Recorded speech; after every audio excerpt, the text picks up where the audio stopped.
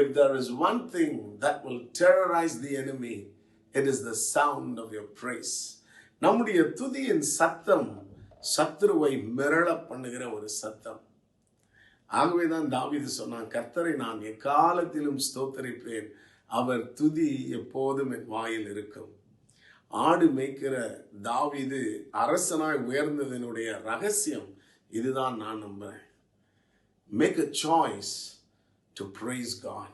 Make a choice to exalt him in the midst of all the challenges. எல்லா சவால்களின் மத்தியிலும் அவரை உயர்த்த, அவரை துதிக்க தீர்மானம் செய்யுங்கள். கர்த்தருடைய வல்லமை உங்கள் மேல் வரும். கர்த்தருடைய கிருபையினால் சூழப்படுவீர்கள். தாவீதை உயர்த்தினவர் நம்மையும் உயர்த்துவார். கர்த்தர் உங்களை ஆசீர்வதிப்பாராக. மார்போடு ஆடை